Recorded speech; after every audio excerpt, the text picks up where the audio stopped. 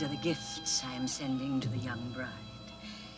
The God of the sun gave them to my father's father, and I have kept them in the deep chest for some high occasion,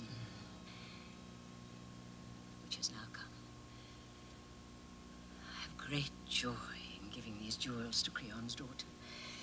For the glory of life consists in being generous to one's friends and merciless to one's enemies. You know what a friend she's been to me. All Corinth knows. The slaves talk of it. The old stones in the walls have watched and laughed. See? It is almost alive. Gold is a living thing, such pure gold. But when her body has warmed it, how it will shine.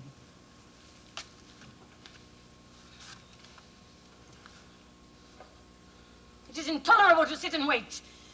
You sure he's coming? You sure? He said he would. Let him make haste, then. Frightening, irrational things have happened lately.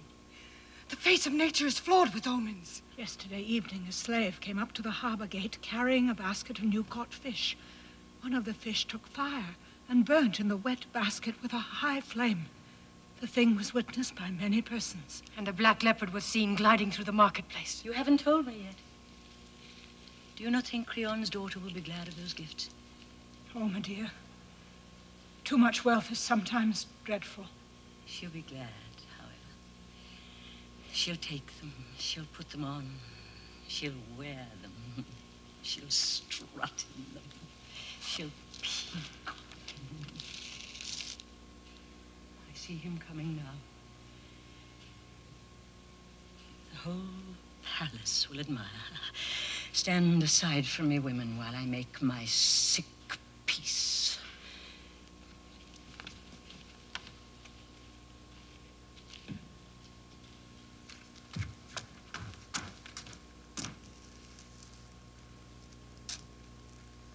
Well, I've come. I tell you plainly, not for your sake. The children. Your woman tells me you have your wits again and are willing to look beyond your own woes. It appears doubtful. Where are the boys?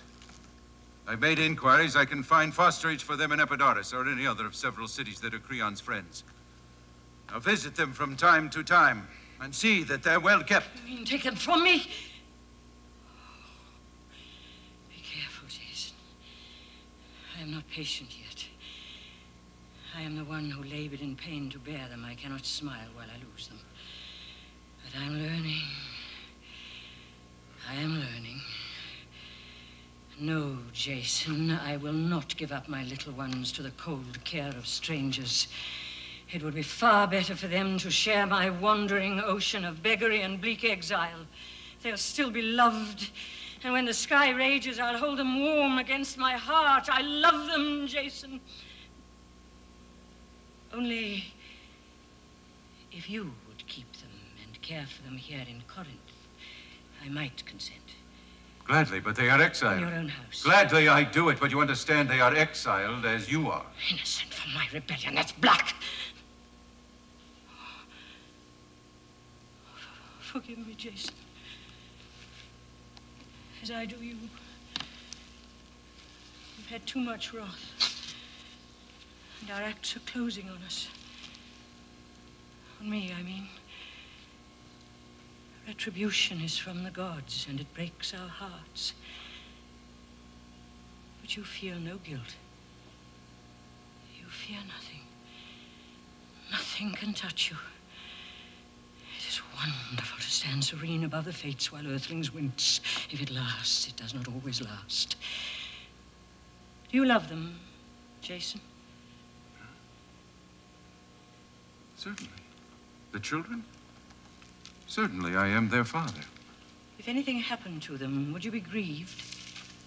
Nothing will happen to them, Medea, while in my care. Rest your mind on You it. must pardon me, it is not always possible to be certain of that. If they were killed, and their blood ran on the floor of the house or down the deep earth, Would you be grieved? You have a sick mind. What a weak thing a woman is, always dreaming of evil. Answer me! Yes! After I'd cut their killer into red collops, I'd be grieved. That is true. Vengeance makes grief bearable.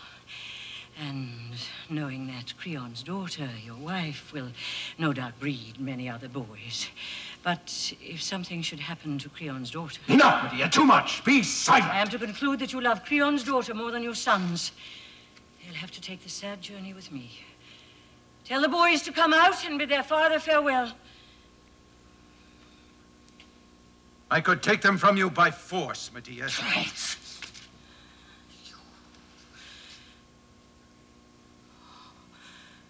Come, Jason, let's be friends at last.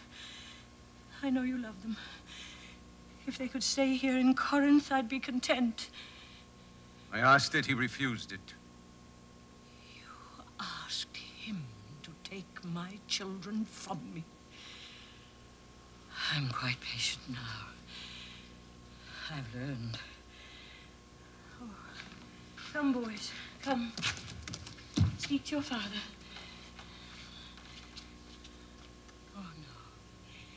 No.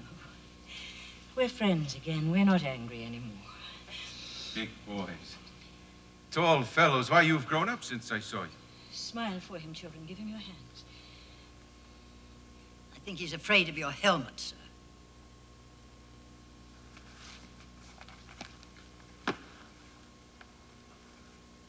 Come.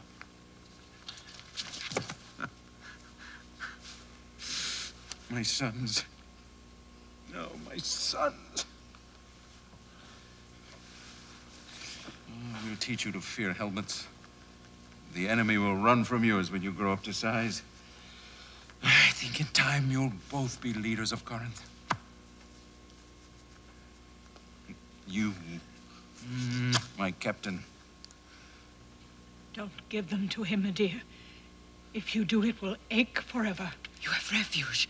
Take him there. Athens is beautiful. Silent. Look at him. He loves them, huh?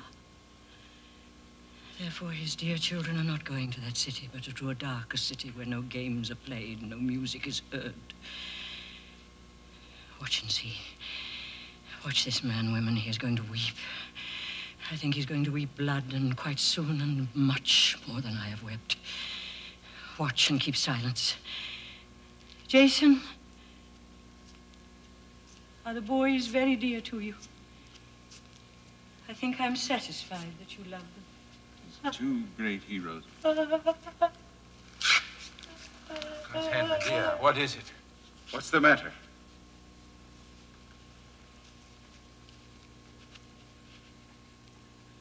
Nothing. It is hard to let them go. This I have thought of. You will take them to Creon's daughter, your wife, and make them kneel to her and ask her to ask her father to let them stay here in Corinth. And I'll put gifts in their hands. People say that gifts will persuade even the gods. Is it well thought of? Will she listen to us? Oh, yes, if I ask it. She'd deny me nothing. I think you're right. She can rule Creon. Bring me those gold things. Dear ones, brave little falcons, little pawns of my agony, go ask that proud, breastless girl of her bitter charity whether she will let you nest here until your wings fledge, while far your mother flies the dark storm. I'm sorry for you, Medea. Parting is hard. I can bear it. And worse, too. Oh, don't touch the gold. Or it might tarnish. Why, these are a king's treasures. You shouldn't, Medea. It's too much. Creon's house has gold enough of its own. Oh, if she'll wear them, what should I want with woven golden vanities? Black is my wear. The woman ought to be very happy with such jewels and such a husband. Her sun is rising, mine going down. I hope to a red sunset. Gold is too heavy a burden for little hands. Carry them you until you come to the palace. Farewell, sweet boy.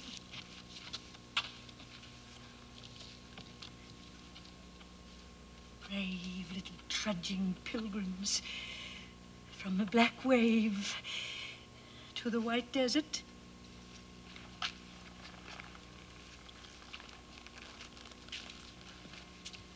Take the stuff in. Be sure you lay it in her own hands. Come back and tell me what happens.